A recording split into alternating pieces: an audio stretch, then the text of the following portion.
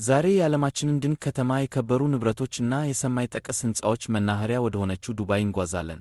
ከዛሬ 70 ዓመታት በፊት ዱባይ የኤሌክትሪክ መብራት እንኳን የሌላት ሕዝቦቹ በየብስ ግመል እየጋለቡ በባህር ደግሞ ዕንቁ ፔድ እያሰሱ የሚኖሩባት አነስተኛ የበረሃ መንደር ነበረች። ታዲያ ይህች ምስኪን መንደር እንዴት በአጭር ጊዜ ውስጥ የዓለማችን የኢኮኖሚና የቱሪዝም ማዕከል ልትሆን ቻለች? የዱባይ እውነተኛ ታሪክ እና ሚስጥር ምንድነው?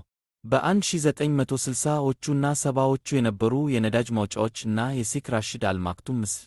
የዱባይ ታላቅ ጉዞ በይፋ የተጀመረው በ1966 በ1950ዎቹ መገባደጃ በሀገሪቱ ውስጥ ለመጀመሪያ ጊዜ ነዳጅ ከተገኘ በኋላ ነው።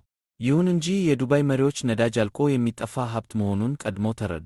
በተለይም የዱባይ ዘመናዊ መስራች የሚባሉት ሼክ ራሺድ ቢን ሰይድ አል ማክቱም የሀገሪቱን የወደፊት ዕጣ ፈንታ በነዳጅ ላይ ብቻ ላለማድረግ ወሰኑ። እድገቱ ይበልጥ የፈጠነው ደግሞ በ1970ዎቹና 80ዎቹ ሲሆን ዱባይ ትላልቅ የወደብ ማዕከላትን እንደ ዞበል አሊ ወደብ እና ነፃ የንግድ ቀጠናዎችን መገንባት ጀመረች። ዛሬ ላይ የዱባይ ጠንካራ ኢኮኖሚ የተገነባው በነዳጅ ሳይሆን በንግድ፣ በሎጂስቲክስ፣ በሪል ስቴት እና በቱሪዝም ላይ ነው። ዱባይ የመጀመሪያውና ትልቁ ነገሮች ሀገር ናት። አንድ ቱሪስት ዱባይ ሲገባ ማየት ያለበት ዋና ዋና ነገሮች የሚከተሉት ናቸው። ቡርጅ ካሊፋ ኖርት ሄዴ የዓለማችን ረጅሙ ሕንፃ። ከላይ ሆነው መላውን ዱባይን ሲመለከቱ በደመና ላይ ያሉ ያህል ይሰማዎታል። ፓልም ጀሜራህ ካውድ ቅያሽ ከህዋ ሰት ላይ እንኳን በግልጽ የሚታየው በባህር ላይ የተገነባው ሰው ሰራሽ የዘንባባ ዛፍ ቅርስ ያለው ደሴት።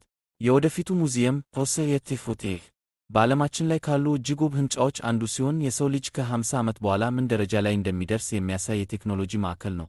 የዱባይ ምንጭ ቴሮ ቶይተይ ከቡርጅ ካሊፋ ስር ከሙዚቃ ጋር የሚጨፍረውና ማራኪ ብርሃን ያለው የዓለማችን ትልቁ የውሃ ምንጭ። አንድ ቱሪስት ዱባይ ገብቶ ማድረግ ያለበት ነገሮች።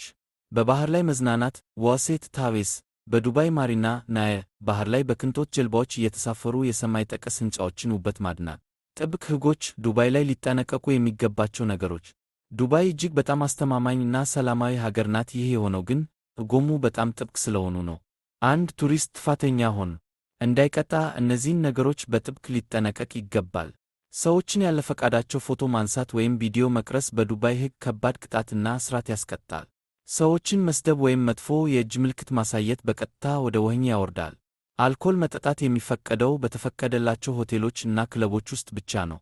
ሰክሮ አደባባይ ላይ መታየት ፍጹም የተከለከለ ነው። ለአደንዛዥ ዕፅ ራሆስ ዱባይ ላይ ምንም ምህረት የለም። በጥቂቱ እንኳን ተገኝቶ ከተያዘ የዕድሜ ልክ እስራት ወይም ከሀገር ማባረር ይከተላል።